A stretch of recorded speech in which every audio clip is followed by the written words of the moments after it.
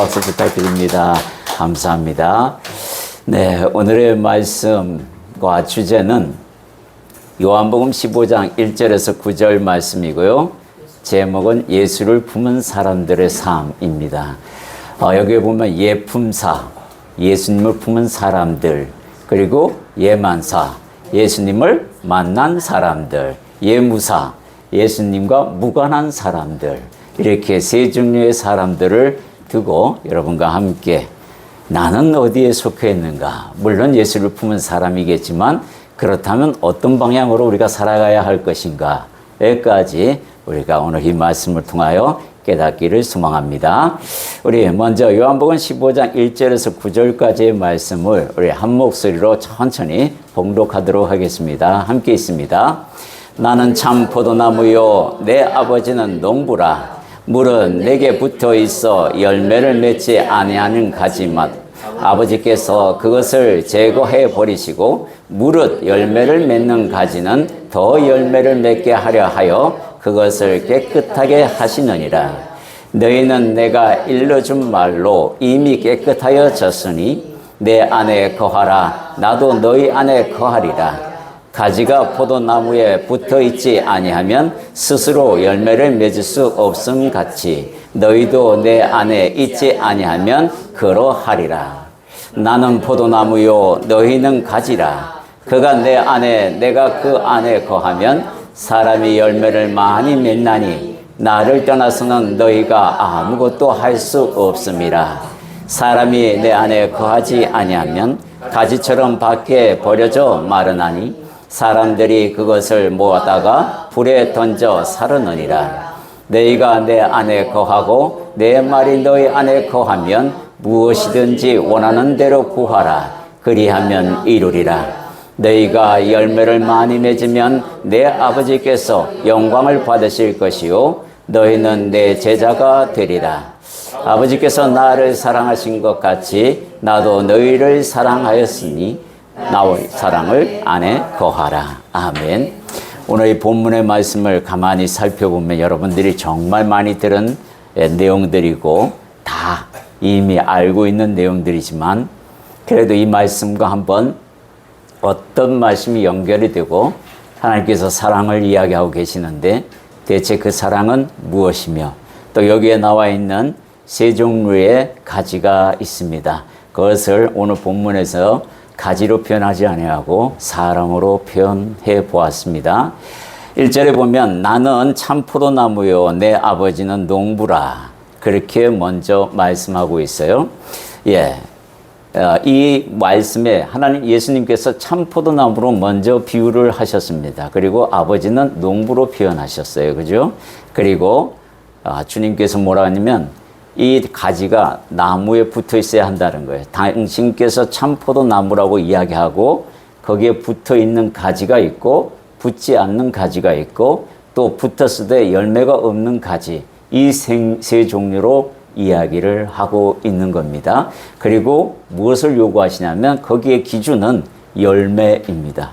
열매를 많이 맺지 아니하면 그 가지를 분질러서 처리해버리겠다고까지 이야기합니다. 그러니까 결국은 어떤 열매를 맺느냐, 그 열매를 보고 예수를 품은 사람인지 아닌지를 구별하겠다, 이 이야기를 하고 계시는 거죠. 자, 그러면 첫 번째 질문이 들어갑니다. 당신은 이 세 종류 중에 어떤 사람입니까? 라는 겁니다.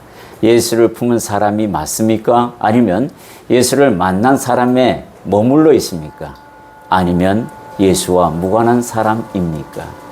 겉모양만 가지고 계시는 건 아닌지, 이 세 종류의 사람, 그 사람이 어떤 사람인지 하나하나 거꾸로 이렇게 한번 뒤집어 보도록 하겠습니다. 첫 번째는 예수와 무관한 사람들입니다. 이들이 바로 복음 전도의 대상이라는 거예요. 그러니까 아직 예수, 즉 참포도나무에 그 가지로 접붙임을 당하지 않고 있는 사람들이에요. 그죠? 요한복음 15장 4절 우리 함께 봉독합니다. 내 안에 거하라. 나도 너희 안에 거하리라. 가지가 포도나무에 붙어 있지 아니하면 스스로 열매를 맺을 수 없음같이 너희도 내 안에 있지 아니하면 그러하리라. 그러니까 무슨 말씀이에요? 주님의 그 포도나무 되시는 주님 앞에 접붙임을 당하지 않고 그냥 뒹굴러 있는 그 가지.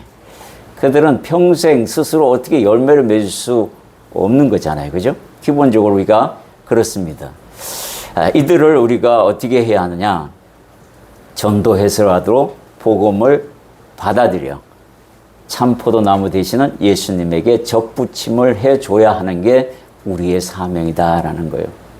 이들은 하나님을 잃어버렸습니다. 그죠? 그리고 그들에게 가까이 가서 이 사람이 하나님의 사람인지 하나님께서 택하신 백성인지 아닌지를 제일 먼저 우리가 이렇게 고구마를 이제 삶은 고구마인지 푹 들어간지 딱딱한 건지 구별하기 위해서 물 한번 찔러보는데 이 말씀 창세기 1장 1절의 말씀 태초에 하나님이 천지를 창조하시느라 이 우주 만물을 누군가가 만들었는데 그분이 성경에서는 하나님이라고 소개하고 있습니다. 이 말씀에 대해서 어떻게 생각하냐고 물어봤을 때 그분이 누군지는 모르지만 나는 그렇게 창조서를 믿습니다. 그러면 이 사람은 하나님을 떠난 백성이 맞습니다. 그리고 그에게 복음을 전하면 아주 쉽게 들어갑니다. 왜냐하면 이 말씀이 무슨 의미인지 분명히 깨닫지 못하기 때문에 그 사람이 헤매는 거지. 이 말씀을 정확하게 알고 설명을 통해서 알게 되면 믿기 시작한다라는 거예요. 이 말씀이 굉장히 중요합니다. 태초에 하나님이 천지를 창조하신다. 어떻게 창조했는지를 대충 말씀해주면 말씀으로 창조하셨는데 그래야 신약에 가서 성육신의 사건이 말씀으로 잉태되는 예수님이 그렇구나 하고 믿어지는 겁니다. 이게 믿어지지 않으면 성육신도 믿어지지 않습니다. 이게 가장 중요한 말씀이라 가장 먼저 나오는 말씀이기도 합니다. 여러분들조차도 이 말씀의 의미를 분명히 깨달아야 성육신의 사건이 내 것이 될 수 있다라는 거예요. 이들에게 하나님을 잃어버린 그 이유를 설명해 주는 가장 기초적인 말씀이 이 말씀이다라는 겁니다.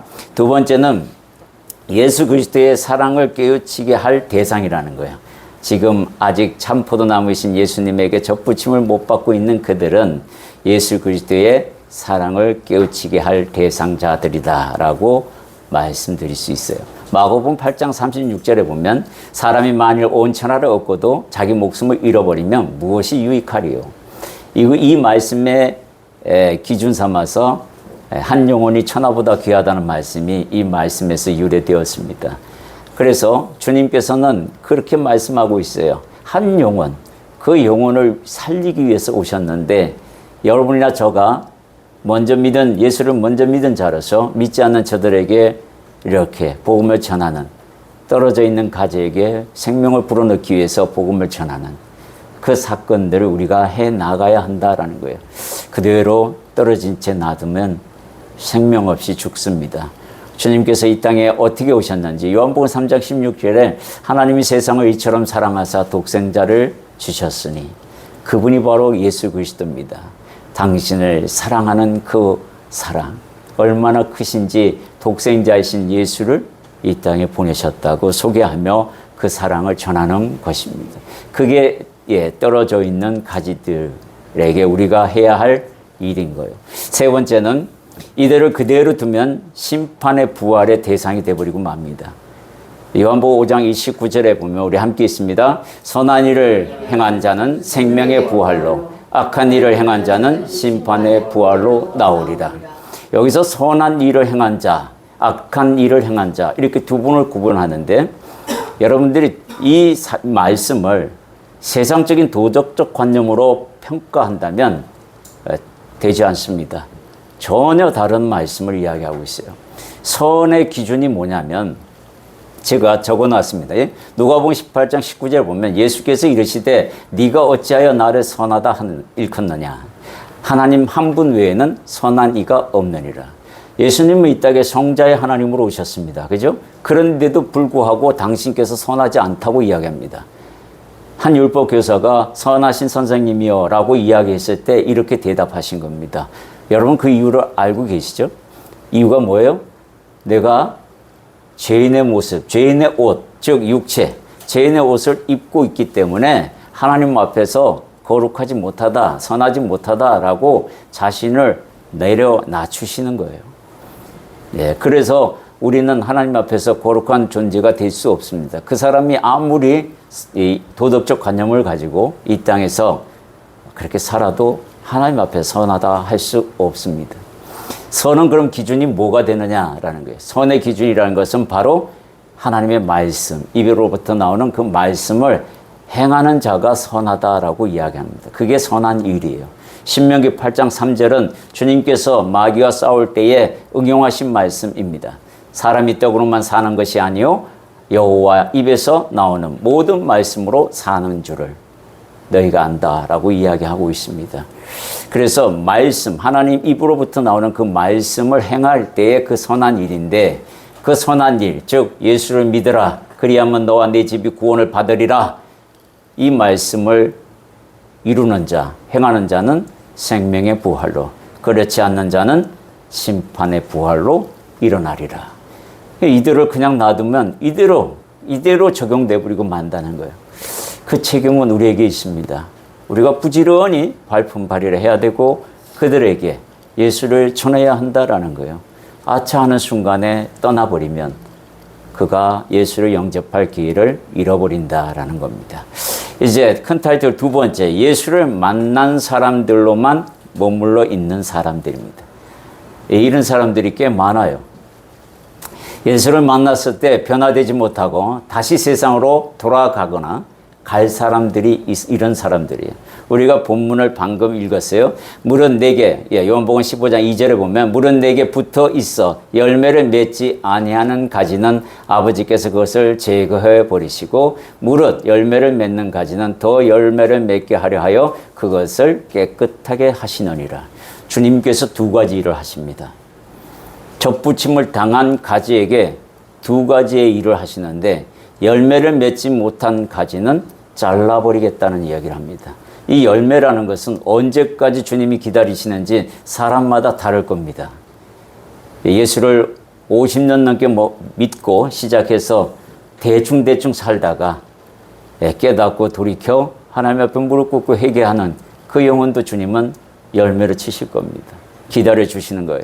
그렇지 않고 또 회개하지 아니하고 열매 맺지 못하고 중간에 사고로 죽으면 그 가지는 벌어지는 가지가 되어버리고 만다는 거예요. 열매를 맺는 가지는 주님께서 또 하시는 일이 있는데 더 풍성히 맺도록 도와주신다는 거예요. 이 두 가지 어느 쪽을 택할지는 우리가 달려있는 겁니다. 포도나무의 영양분을 빨아들이는 역할은 우리예요. 공급하시는 것은 주님이시지만 빨아들이는 몫은 내 몫입니다. 가지가 그것을 빨아들이지 않고 그냥 가만히 있으면 뭐가 되겠어요? 마르고 열매는 맺지 않는다는 거예요. 그래서 공급하시는 주님의 그 은혜를 날마다 체크하고 감사로 그자만이 열매 맺을 수 있다라는 겁니다. 이 인물들이 있습니다. 대표적인 인물들이 두 인물이 있는데 첫 번째는 가룟 유다입니다. 여러분들이 알다시피 예수를 판 인물이기도 합니다. 자기 고집대로 진리보다는 돈깨를 맡은 사람입니다. 그리고 마침내 버림받은 영혼이 되어버리고 맙니다. 요한복음 12장 6절에 보면 이런 말씀이 있습니다. 함께 봉독합니다. 이렇게 말하면 가난한 자들을 생각함이 아니요 그는 도둑이라 돈깨를 맡고 거기 넣는 것을 훔쳐 가밀어라. 요한 사도는 분명히 보았어요. 돈깨를 맡고 다시 얘기하면 제자들의 그러한 헌금, 제자들에게 예수님에게 들어온 헌금들을 관리한 사람입니다. 근데 거기에서 슬쩍슬쩍 돈을 빼서 쓰는, 자기 용도로 쓰는 그런 것을 보았다는 거예요. 이 돈에 이 영혼이 팔려버리면 예수는 보이지 않습니다. 가룟 유다가 그걸 이야기하고 있습니다. 정말 우리가 세상의 무대에 살고 있습니다. 돈을 가배할 수 없습니다. 사실은 돈이 필요하죠. 하나님도 아시겠죠. 당연히 아십니다. 그러나 네 마음을 어디다 두느냐 내가 보겠다라고 이야기하십니다. 그 마음을 뺏기지 말라는 겁니다. 가룟 유다처럼 뺏기지 말라. 뺏기는 날에는 차라리 저가 태어나지 않았던 게 지게 좋을 뻔했다라는 이 평가를 듣는 인생이 되고 만다라는 거예요. 우리는 이 땅에 살지만 영생, 하나님의 나라라는 그 소망을 가지고 살아갑니다. 그렇기 때문에 그 소망을 이룰 때는 하나님이 싫어하시는 것을 내려놓아야 합니다. 같이 가지고 갈 수는 없다. 가룟 유다를 통해서 분명히 우리에게 말씀합니다. 두 번째, 사라진 380명은 어디에 있냐는 거예요. 고린도전서 15장 4절에서 8절에 보면 그런 내용들이 쭉 나와 있습니다. 여기에 보면 장사 지낸 바 되었다가 성경대로 사흘 만에 다시 살아나사 게바에게 보이시고 후에 12 제자에게와 그 후에 500여 형제에게 일시에 보이셨나니 그 중에 지금까지 대다수는 살아있고 어떤 사람은 잠들었으며 그 후에 야고보에게 보이셨으며 그 후에 모든 사도에게와 맨 나중에 만삭되지 못하여 난 자 같은 내게도 보이셨느니라. 주님을, 부활하신 주님을 십자가에 못 박힌 것까지 다 보고 사흘 만에 다시 부활하신 것을 500의 형제가 봤어요. 그런데 마가의 다락방에서 모여서 오로지 기도에 힘쓴 사람이 모두 몇 명이었죠? 120명. 그러면 380명은 어디 간다는 거예요? 여기에 가끔 보면 그 생각을 해봅니다. 내가 이 시대에 태어나서 똑같이 이들처럼 만약에 주님을 따라다녔다면 나는 380명 중에 있었을까? 120명 안에 들었을까? 그런 생각들을 가끔 해봅니다. 그때마다 섬뜩 내 자질과 내 안에 있는 근성을 보면 아무래도 380명 쪽에 가깝지 않을까 할 때마다 소름이 바짝바짝 듭니다. 오로지 기도에 힘쓰는 그 사람들 속에 있어야 하는데 예수는 만났지만 품지 못한 인생, 여실히 보여주고 있습니다. 이들은 만나기만 했지 구원받을 수 없는 인생이 되어버렸다. 버림받은 인생이 되어버렸다라고 이야기할 수 있는 겁니다. 세 번째는 그런 사람들을 향해서 뭐라고 얘기하냐면 바람에 나는 겨와 같은 인생이라고 사람들이라고 이야기하고 있습니다. 마태복음 28장 17절에 예수를 배웠고 경배하나 아직도 의심하는 사람들이 있더라. 예수가 부활하여 뻔히 보이고 있는데 긴가민가 하고 있다는 거예요. 아직도. 그래서 이런 사람들을 바로 붙어 있을 때 영양분을 계속 공급하는데 받아들이지 않고 밀어내고 있는 이들의 모습, 그게 바로 의심하는 이들입니다. 야고보는 이런 사람들을 두고 이렇게 말을 합니다. 1장 6절에서 8절에 보면 오직 믿음을 구하고 조금도 의심하지 말라. 의심하는 자는 마치 바람에 밀려 요동하는 바다 물결 같으니 이런 사람은 무엇이든지 주께 얻기를 생각하지 말라. 두 마음을 품어 모든 일에 정함이 없는 자로다. 얼마나 비참합니까? 그죠? 예수를 믿고 성전 안에서 함께 공동체 생활을 하는데 이 바람 앞에 놓인 겨처럼 살아가는 신앙이라면 정말 불쌍한 인생 아닙니까? 괜히 왜 헛수고하고 있는지 이해가 되지 않습니다. 네 번째, 어떤 사람들이나 또 입술로만 주여 주여 하는 사람들을 두고 이야기합니다. 품지 못한 사람들이 이런 사람들이죠. 바리새인들, 사두개인들, 서기관들, 율법고사들, 이 사람들은 다 하나님을 아는 사람들이었습니다. 그런데 예수를 진작 하나님께서 보내신 그 그리스도를 배척한 사람들이야. 만날 때는 주여 주여 합니다.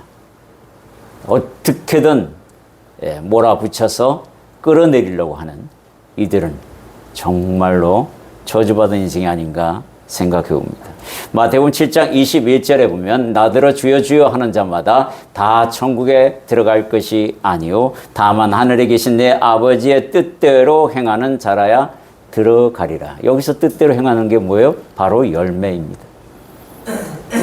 끝까지 열매를 요구하고 계시는 거예요. 열매가 없으면 믿지 않는 사람과 다를 바 없다, 이 얘기를 하고 있는 겁니다. 야고보서 4장 8절에 또 우리 이 말씀 우리 함께 봉독합니다. 하나님을 가까이 하라. 그리하면 너희를 가까이 하시리라. 죄인들아 손을 깨끗이 하라. 두 마음을 품은 자들이여 마음을 성결하게 하라. 우리에게 분명하게 야고보 선지자를 통해서 주님께서 말씀하시기를 하나님을 먼저 가까이 하라고 합니다. 이들은 가까이 했습니다. 저 붙였어요. 그죠? 그런데 그 다음에 뭐예요? 그 다음이 성결하는 부분에 있어서는 말씀대로 실천하지 아니하고 두 마음을 품고 한쪽은 여전히 그 가지가 세상을 향해 뻗어 있다라는 거예요. 마음은 딴 곳에 있는 거죠. 몸은 참포도나무이신 주님의 그 나무에 붙어 있지만 마음은 딴 곳에 있는 사람들. 세 번째, 오늘의 주인공, 예수를 품은 사람들. 풍성한 열매를 맺는 가지를 두고 이야기합니다. 오늘 5절에 우리 요한복음 15장 5절 말씀을 한 목소리로 풍성합니다. 나는 포도나무여 너희는 가지라. 그가 내 안에 내가 그 안에 거하면 사람이 열매를 많이 맺나니 나를 떠나서는 너희가 아무것도 할 수 없습니다. 예수를 품는다는 것은 어떤 의미냐면 9절에 나와 있습니다. 9절에 뭐라고 나와 있냐면 아버지께서 나를 사랑하신 것 같이 나도 너희를 사랑하였으니 나의 사랑 안에 거하라. 바로 이게 키워드예요. 예수를 품은 사람들의 키워드가 바로 주님의 사랑 안에 거하는 겁니다. 주님의 사랑 안에 거하는데 주님의 사랑 안에 거하는 사람들의 고백이 어떤 건지 한번 보겠습니다. 너희는 나를 누구라 하느냐에 대한 대답을 생각해 보겠습니다. 마태복음 16장 13절에 보면 이런 말씀이 있어요. 함께 봉독합니다. 예수께서 빌립보 가이사랴 지방에 이르러 제자들에게 물어 이르시되 사람들이 인자를 누구라 하느냐라는 이 말씀. 뭐라고 대답하냐면 그 다음에 말씀에 보면 14절에 이렇게 말합니다. 이르되 들어는 세례 요한, 들어는 엘리야, 어떤 이는 예레미야 선지자 중에 하나라 하나이다. 이들은 아직 예수가 누군지 모르고 있는 거예요. 만나긴 만났는데 이런 만났으니까 그 겉으로 보이는 것만 봐서 이렇게 말씀하고 있는 거죠. 제대로 보고 있지 않다라는 거예요. 예수를 품은 사람들의 고백은 16절에 베드로를 대표해서 이렇게 고백합니다. 함께 있습니다. 시몬 베드로가 대답하여 이르되 주는 그리스도시요 살아계신 하나님의 아들이시니이다. 이 고백이 바로 품은 사람들의 고백이라는 거예요. 여러분들은 다 이런 고백하신 줄 믿습니다. 그래요. 예수를 잘 모르면 더러는 세례 요한, 더러는 엘리야, 더러는 예레미야 그분이 하는 행동을 보고 이야기하고 있습니다. 눈물의 선지자는 예레미야이니 주님께서 성전을 바라보고 눈물 뚝뚝 흘리며 우시는 그 모습 보고 예레미야 선지자인 것 같은데 회개하라 복음을 전합니다. 회개하라 천국이 가까이 왔느라 저건 세례 요한 죽은 세례 요한이 하시던 말씀인데 그분인가? 엘리야는 하나님에 대하여 또한 선포하는 그 말씀 하나하나를 보고 그렇게 이야기합니다. 그러나 베드로의 그 고백이 참 고백, 성령이 그 안에 계심으로 말미암아 진실된 예수 그리스도가 누구고 참 포도나무이신 예수 그리스도의 정체성에 대한 분명한 고백, 이것이 바로 예수를 품은 사람들의 고백이다라는 겁니다. 이들을 예수를 품은 사람들의 삶의 방식에 대해서 보면 12명의 제자들의 삶을 보면 알 수 있습니다. 이들은 예수 그리스도께서 가르치신 대로 살다가 정말 부활하신 것을 보고는 그때서야 완전히 바뀝니다. 삶의 변화가 와요. 그 기준점이 바로 부활입니다. 그래서 초대교회 때의 이 크리스찬들은 부활 사상이 아주 철저하게 믿어져 있었습니다. 여러분에게도 이 믿음이 있어야 합니다. 부활 사상이 없다 그러면 그건 죽은 신앙이에요. 12명의 제자가 삶이 완전히 바뀐 것. 예수님이 돌아가시자마자 이들은 어디로 갔습니까? 다 지네 고향으로 돌아가고 집으로 돌아가서 갈릴리에서 호숫가에서 그대로 그냥 어부 생활하고 있었습니다. 근데 말씀대로 3일 만에 주님이 부활하신 걸 보고서야 그때서야 주님이 가르치신 그 말씀들이 다 일어나고 실현되고 있다는 사실을 알고는 생명도 바치는데 아끼지 않습니다. 이렇게 변화되는 예수를 품으면 그 가르침이 어떤 것인지 분명히 알게 됩니다. 이런 사람들, 예수를 품은 사람들은 어떤 삶을 사느냐 하면 제일 첫 번째 성령과 동행하는 삶의 증거가 나타난다라는 거예요. 첫 번째는 살아계신 삼위일체이신 하나님에 대한 증인의 삶을 살게 됩니다. 사도행전에서 우리에게 분명히 고백하고 있습니다. 오직 성령이 너희에게 임하시면 너희가 권능을 받고 예루살렘과 온 유대와 사마리아와 땅 끝까지 이르러 내 증인이 되리라. 주님의 증인의 삶을 여러분들이 살아내셔야 해요. 이게 바로 예수님을 품은 사람의 삶의 증거입니다. 두 번째는 뭐죠? 두 번째는 바로 성령의 은사가 나타납니다. 여러분들 중에 아직도 제가 은사가 없는데요, 받은 게 없습니다. 그건 거짓말하고 있는 겁니다. 여러분들 받았어요. 다. 여기서 한 명도 이 9가지 은사 중에 하나도 안 받았다 그러면 그건 거짓말입니다. 모르고 있는 거예요. 어떻게 알고 있습니까, 여러분들? 고린도전서 12장 8절에서 11절에 보면 9가지 은사가 나와 있어요.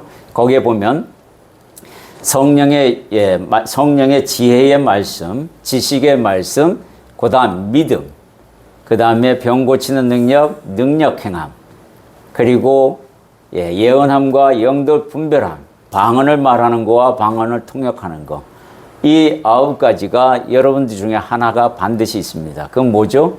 저나 여러분이랑 공통적으로 가진 그 은사가 하나 있습니다. 그건 바로 맞아요. 믿음입니다. 성령님께서 여러분에게 믿음을 공급하지 않으면 예수가 누군지 절대 모릅니다. 그렇기 때문에 구원은 하나님의 선물이라고 말하는 거예요. 내 의지대로 되는 게 아니라 하나님이 공급하시는 성령의 은사 때문에 내가 그렇게 예수를 주라 시인하게 되고, 베드로가 고백한 것도 자기 뜻대로 고백한 겁니까? 아니잖아요. 성령께서 너를 그렇게 고백시켰다고 주님이 알려주시잖아요. 여러분들은 다 성령의 은사 하나인 기본인 믿음을 가지고 있다는 거예요. 그 믿음이 작고 크고는 그 다음 문제입니다. 그 다음은 여러분들이 키워나가는 부분이 있는 거예요. 말씀을 자꾸 먹어서 내 믿음의 분량을 키워나가고 그 말씀대로 이루어지는 것은 내 삶을 통해서 보았을 때에 살아계신 하나님, 위대하신 하나님 선포할 수 있는 겁니다. 이게 바로 성령의 은사가 함께하는 여러분들입니다. 그리고 사도 바울은 여기서 하나 더 붙여서 뭘 얘기하죠? 예언의 은사를 받도록끔 더 귀한 은사를 받게끔 요구하라고 말합니다. 또 이 은사를 받은 사람들이 가지고 나가는 부분, 삶의 현장에서 나타나는 것은 바로 성령의 열매입니다. 9가지 성령의 열매가 또 있어요. 성령의 열매는 사랑과 희락과 화평과 오래 참음과 자비와 양성과 충성과 온유와 절제. 이 9가지가 아우러져서 좀 맛있는 비빔밥이 되어야 합니다. 이게 여러분들이 갖춰야 할, 삶에서 열매를 갖춰야 할 이 9가지 하셔야 돼요. 마귀는 이걸 못하도록 그럼 옆에서 엄청 부채질합니다. 같은 믿음의 형제를 이용할 때도 있습니다. 사랑의 대상이고 사랑하고 있는 연인 사이에서도 이것을 가지고 장난칩니다. 그럴 때 내가 절제를 못하면 넘어집니다. 인내하지 못하면 넘어집니다. 하나님 말씀에 충성을 저버리면 넘어집니다. 그 사람들을 이용할 때에 그걸 볼 수 있는 영안이 뜨여져야 하는 겁니다.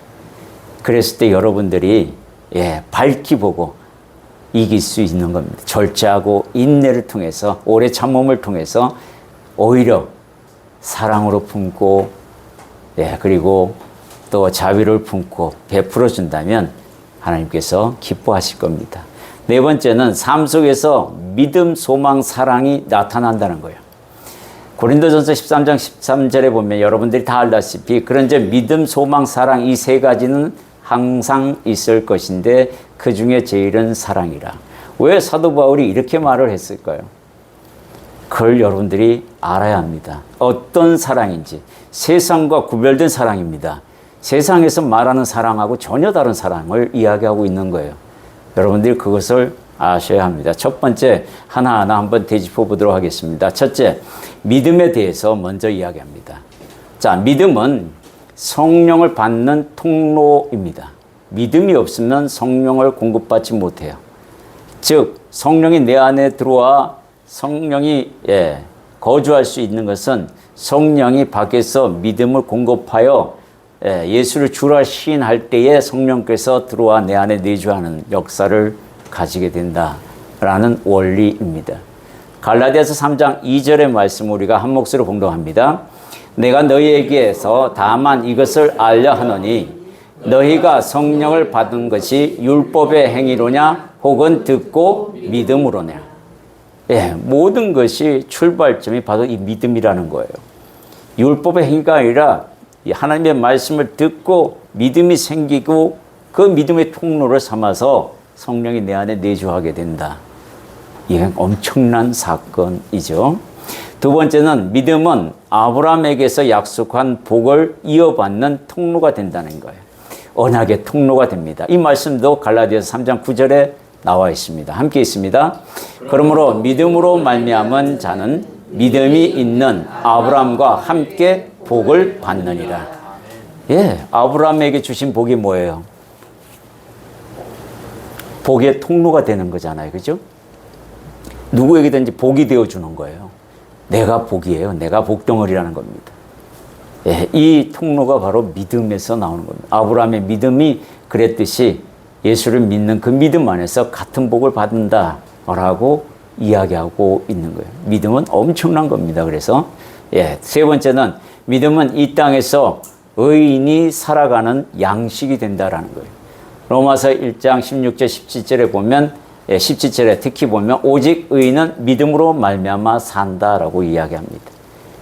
의인이 살아가는 양식이 바로 믿음이다라는 거예요. 그러니까 이 믿음을 빼고는 사랑을 이야기할 수 없고 소망을 이야기할 수 없다. 이 이야기를 하고 있는 거예요. 두 번째 소망에 대해서 여러분하고 나누겠습니다. 믿음과 소망은 비슷한 의미를 가지고 있어요. 믿음의 정의와 소망과는 같습니다. 그 내용은 히브리서 11장 1절에 보면 믿음은 바라는 것들의 실상이요 보이지 않는 것들의 증거니. 여기 믿음을 빼고 소망을 넣어보세요. 소망은 바라는 것들의 실상이요 보이지 않는 것들의 증거니. 똑같아요. 사도 바울이 뭐라고 이야기했는지 우리가 한번 로마서 10장 17절과 8장 24절 같이 한 몫으로 공독합니다. 그러므로 믿음은 들음에서 나며 들음은 그리스도 말씀으로 말미암았느니라. 우리가 소망으로 구원을 얻었으며 보이는 소망이 아니요 보는 것을 누가 바라리요. 로마서 8장 24절에 보면 우리가 여기에 소망 대신에 믿음으로 구원을 얻었으며, 이게 원래 맞는 말인데 여기에 소망을 넣습니다. 사도 바울이 고의적으로 소망을 넣었어요. 이건 무슨 말이에요? 믿음과 소망이 같이 간다는 거잖아요. 그죠? 그런 의미로 여러분들이 알고 계셔야 돼요. 소망과 믿음은 같은 의미입니다. 그런데 단지 역할이 조금 다를 뿐이에요. 믿음을 가진 자가 하나님의 나라에 대한 소망을 가지고 있다는 거예요. 첫 번째가 하나님의 나라에 대한 소망입니다. 믿음을 가지고 있으면 이 소망이 생기게 되어 있다는 거예요. 같이 가요. 마태복음 5장 3절 10절 함께 있습니다. 심령이 가난한 자는 복이 있나니 천국이 그들의 것이며 의를 위하여 박해를 받는 자는 복이 있나니 천국이 그들의 것이며. 하나님의 나라가 바로 이 믿음에서 나오는 소망.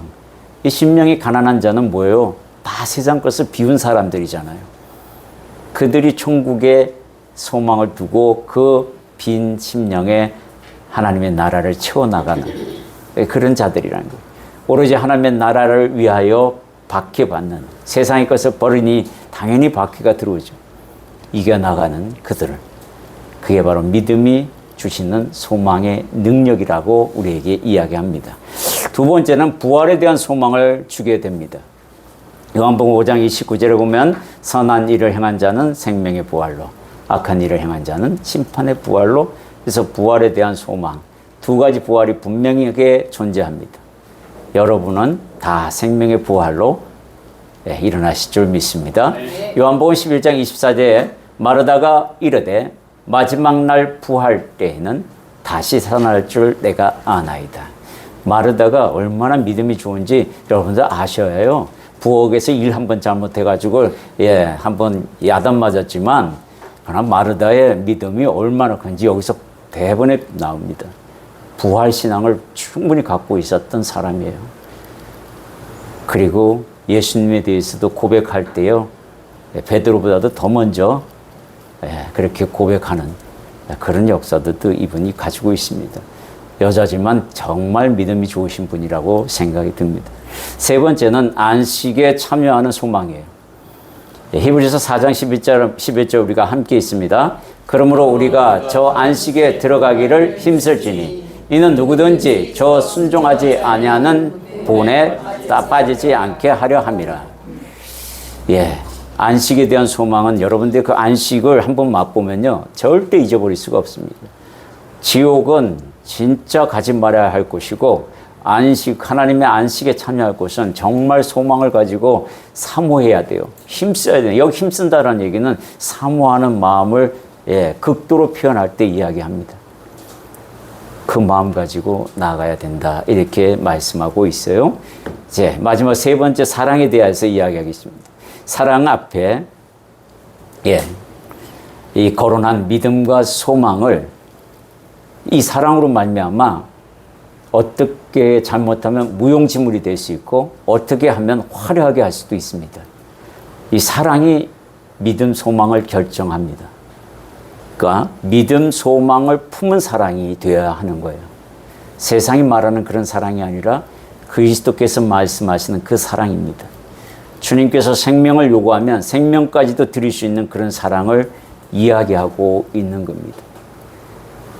우리가 고린도 전서 보면 13장 2절에서 3절에 보면은요, 이 사랑에 대해서 이야기합니다. 주님께서 사랑을 계속해서 우리에게 강조하는데, 예수님의 사랑을 본받으면 됩니다.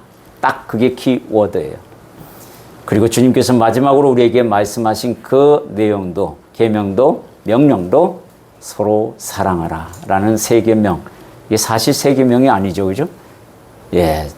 모세가 바른 두 개의 돌판이 바로 주님을 사랑하라고 이야기하는 겁니다.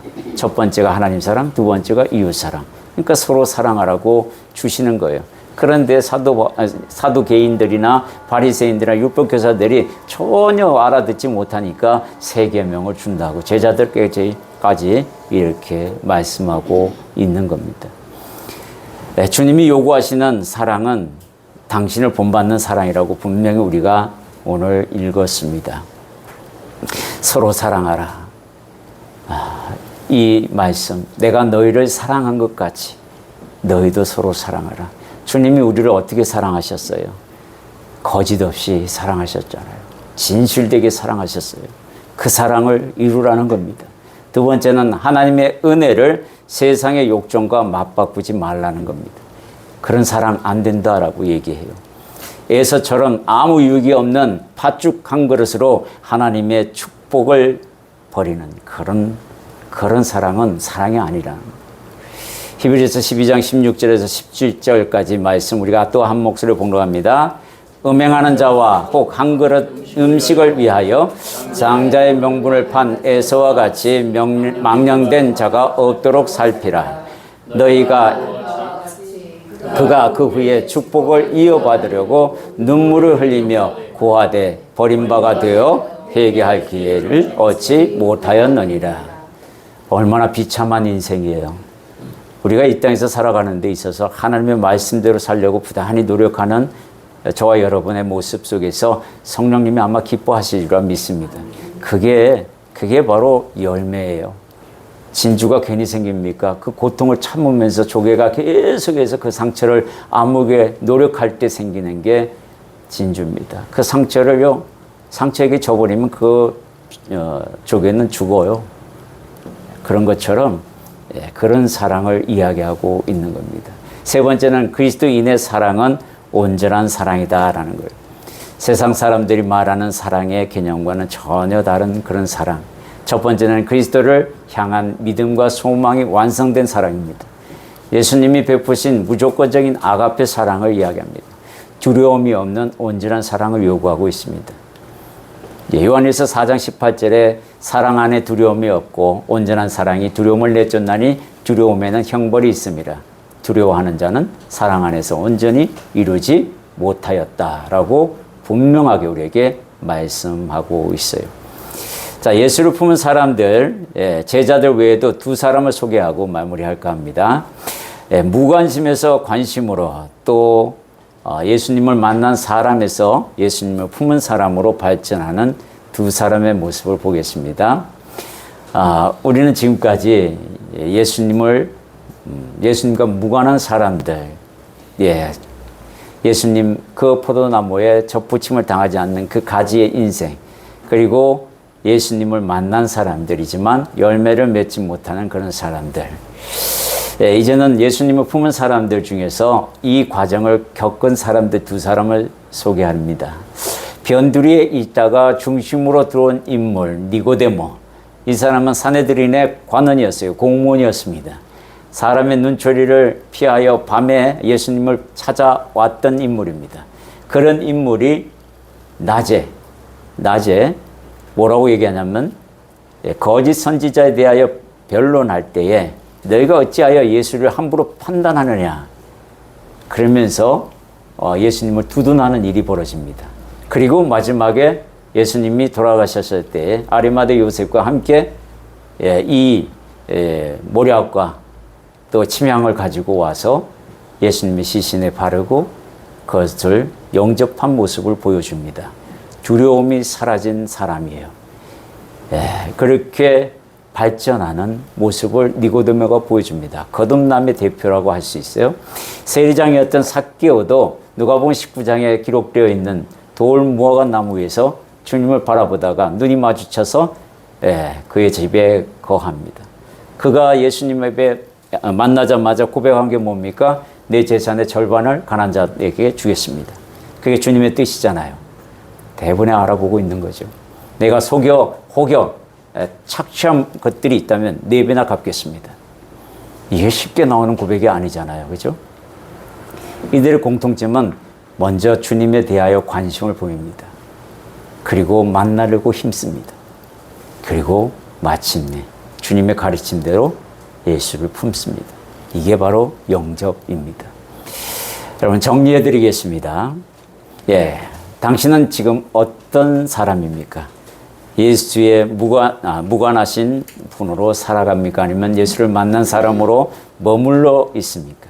아니면 예수를 품고 살고 있습니까?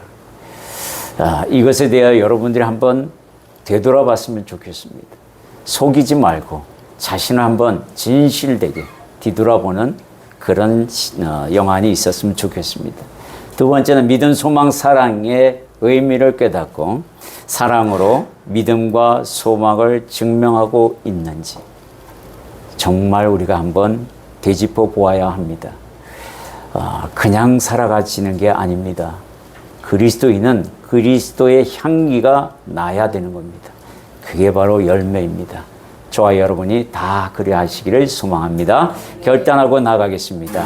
예수를 품은 사람으로서 믿음, 소망, 사랑 그 모든 것들을 갖추어 나가는 귀한 저희들 되게 해달라고 오늘 이 시간 결단하며 나가도록 하겠습니다.